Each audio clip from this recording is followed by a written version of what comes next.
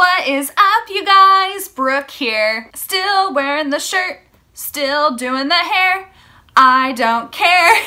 So this is kind of like a cute little video idea that I was like, this will be a quick video, but it'll be fun and interesting to see where it goes, because everyone likes to talk about pen names for authors, because sometimes people write under names that are not their real name. Their author name will be separate from their personal name. And to give you a heads up before we dive into this video, my actual name is Brooke Passmore. That is my name.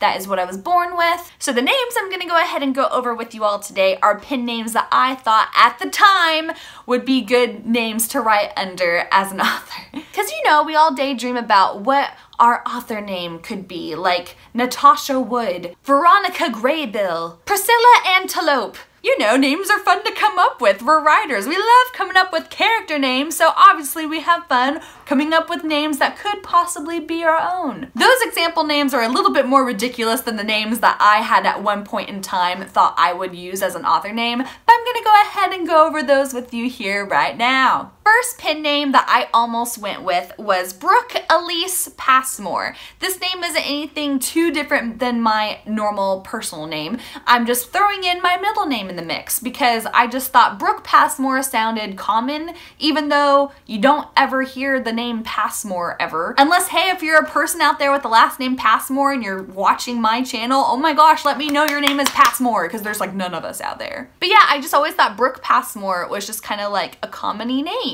I just thought it wasn't like that jazzy name that you see on the covers of all these beautiful books out there in the world. So I was like, what's something I could do to spice some stuff up here? So I thought adding in my middle name Elyse would be a good name for an author. So I thought Brooke Elyse Passmore was going to be my name whenever I was, how old was I?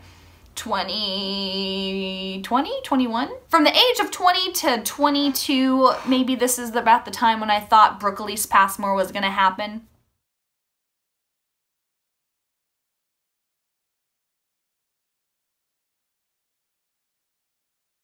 Another name I had thought about having for a pen name was B.E. Passmore. And I thought that name would be really cool because during that time frame I started seeing lots of authors out there who started putting their author name as their first and middle initial and then last name. J.K. Rowling, V.E. Schwab. It just has like a cool ring to it. But then the more that I started to like really think about it, B.E. Passmore started to remind me too much of V.E. Schwab. V.E., B.E., you get it? But I just thought it wasn't sounding as good as what I had wanted to with my initials B.E. and didn't want to be a copycat off of V.E. Schwab, so stopped that idea really quickly. I used to really want my actual name to be Elyse rather than Brooke. I thought Elyse was so pretty. And because I was wanting to try and avoid having Brooke be in the name of my pen name, I dropped it completely and put in this, which was Elyse James. So I put Elyse back in the mix of things because I loved that name, and I also chose James because James is the first name of my dad. He actually goes by Jim, but his first official name is James, and I just thought that flowed off the tongue.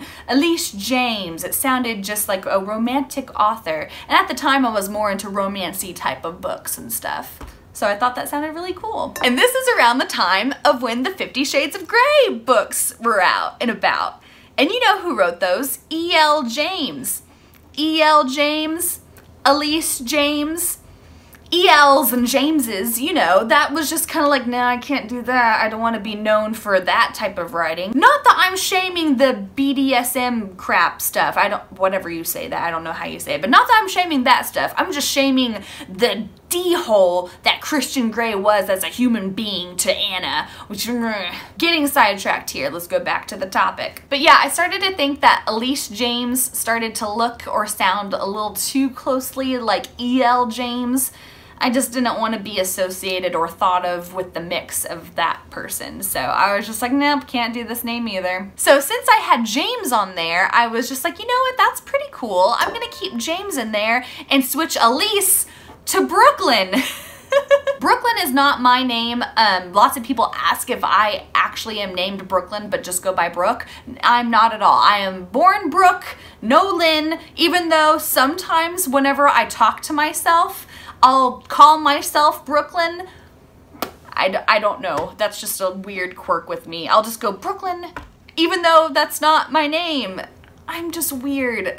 So I started to think Brooklyn James started to sound pretty cool. Then I started to think, how many authors' names are James? So I kept Brooklyn and then changed the last name of James to Roberts.